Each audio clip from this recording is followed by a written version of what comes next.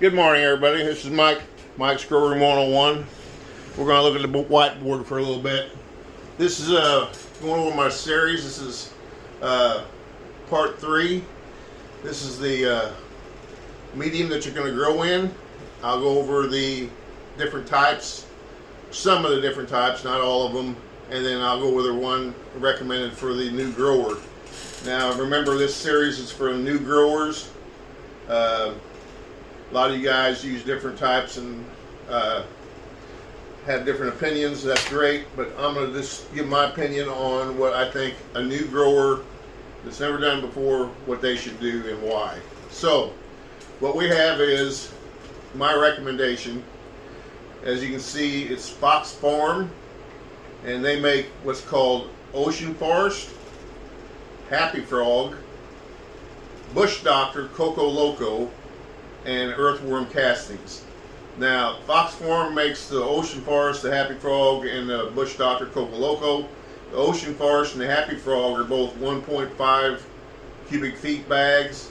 The Bush Doctor Coco Loco is 2 cubic feet bags. You can buy that on Amazon, but they're much cheaper if you can find a local garden center, which is what I do. I bought them for almost half the price of what you can get them on Amazon for.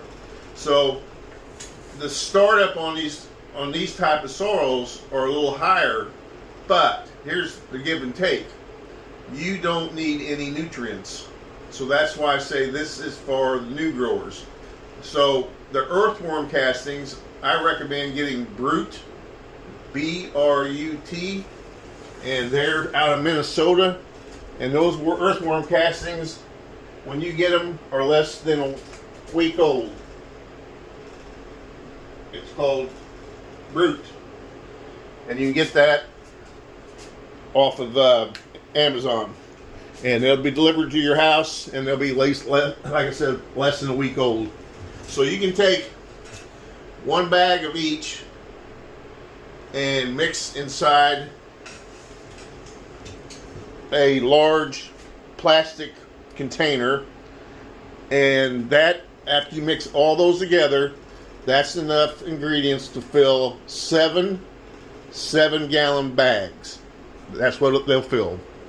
So you can kind of gauge it from there, which leads me right into what I recommend for pots.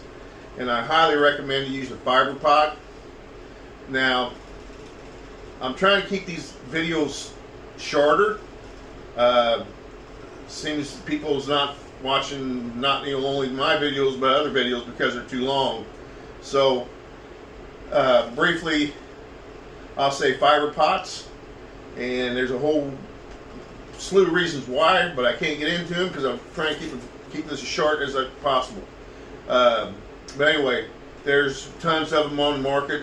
Now it depends on what you buy, what type of plants you're planting. Photophobic, photoperiod, auto plants. It just depends on what you're planting and what size pot. I go with 7-gallon, the biggest ones, because I believe in the 7 gallons you get a better root ball to stir your plant. That's what I go with. You can go with 5-gallon, which is fine, but I really wouldn't go less than 5-gallon. I just want to throw in there, if you're going to try autos, I would, as a new person, plant your seed in that container and leave it there. They're very finicky, autos are, and if you keep transplanting them and you don't know what you're doing, you can kill the plant. So, photo periods you can put inside, and I've got to go over that yet, how to do seedlings, but you can go from seedling stage to a 6x6 little container, to a 1-gallon container, to a 5-gallon container, on and on and on, and they're much more durable, and you won't harm the roots, and you'll have no problems. But with the auto periods, which a lot of the new growers apparently want to grow because they want to see instant gratification, you're looking at maybe 60 days and you're cutting them down, as opposed to you're looking at 5 months maybe for the photo periods. So anyway, getting off topic again, I recommend for growing medium the Fox Farm sorrels. Now that's just the sorrels. Now when you buy them and you mix all that together and put your plant in there, here's the plus: you don't have to do nothing but add water, and once a week add some compost tea. Now I've got videos on how to make compost tea. There's a couple different types. You do it for the early stage where it's more towards the nitrogen, or you do it in the flower stage, which is more towards the phosphorus.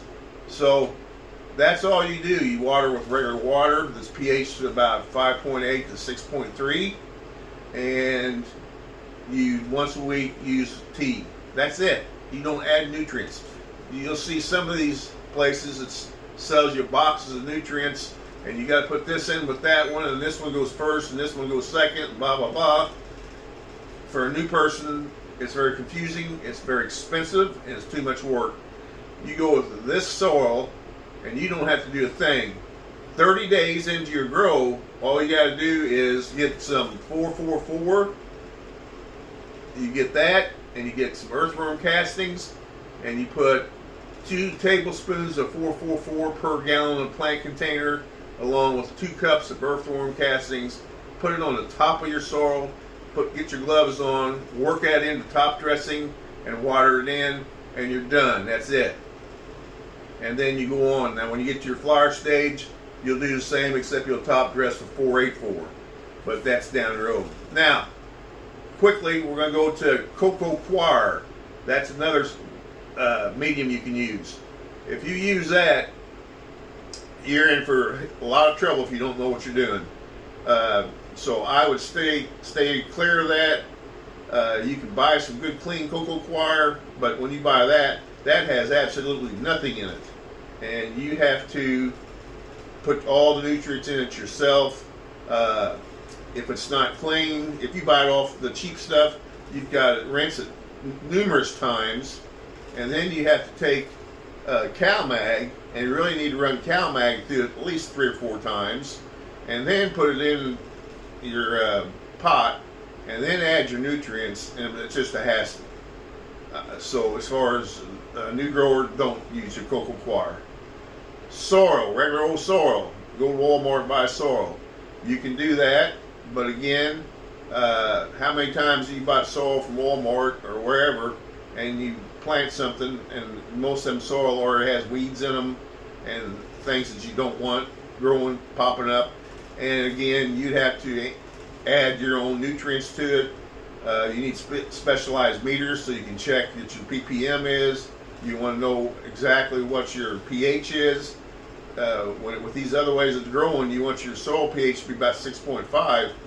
When you get your Fox Farm, you don't have to worry about pH at all. Now this is organic growing too, all organic. You don't have to worry about your pH. It comes, you use that soil, you mix it together, your pH is perfect. You don't have to touch it, don't fool with it. And then the last one up there is Hydro, which is a system that is all water based. A lot of plumbing involved, running pipes, chillers, feeder. It gets very expensive and very complicated, but people live and die by it, and you can grow great plants. But again, I'm talking about first time growers. So we're talking about somebody, you're buying a 2x2 tent, getting the light GX1000 like I recommended. Now we're at soil. Go with Fox Farm. Do that, you'll winner chicken dinner. So that's Fox Farm, Ocean Forest, Happy Frog. You get their Bush Dr. Coco Loco. Get some earth castings. I recommend Brute. It's out of Minnesota. All this you can get off it. All this stuff you can get off of Amazon, but really look local for your Fox Farm ingredients because you'll get them near a half price. Then I could suspect the reason they're so high on Amazon is because of shipping.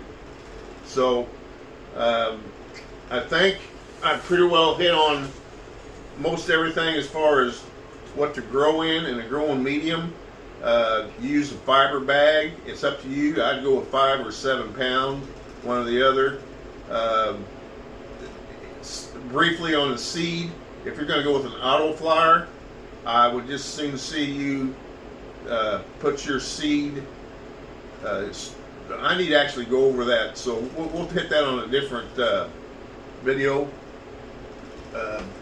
But you need to plant the seed in the pot that you're going to use. I really wouldn't want to see you transferring or transplanting it several different times as far as an auto goes for the new people. Now there's people out there all the time, old timers, that they transfer auto flowers and have no problems with it, and that's great and dandy. But I want to see you guys have a good grow, and you have get this first one under your belt, then you can start experiencing doing different things and do this and do that. And so what you do need to buy is always get a good pH meter and get an EC meter, which is a ppm meter. Definitely got to have a pH meter, because when you're watering this, when you do water your medium up here, you want to keep your water, like I said, anywhere from 5.8, 6.3. That's what I go with. Anywhere between 6 and 7 is good, but I like to keep a little alkaline now and then, so I'll go 5.8. You always want to change it up a little bit. But this is organic, which is really the best anyway. So there you go. There's my recommendation. I'm saying Fox Farm. There are other ones out there, other soils that are just like Fox Farm. But this is what I recommend. This is what I use. Like I said, mix all that together.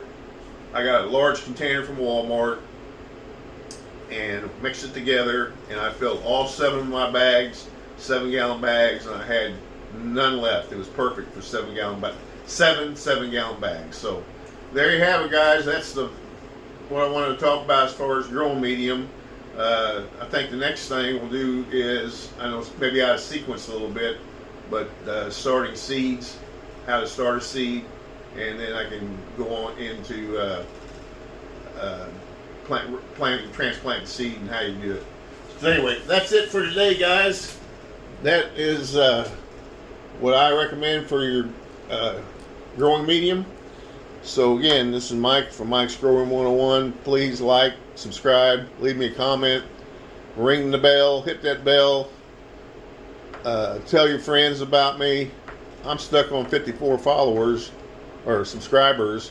I'm not sure what's going on, but anyway, I hope that helped you guys. So we went over pretty much, we're getting there for the new grower. And I'm trying to get these out a little quicker than weekly, because if you're a new grower, you want to know what's going on.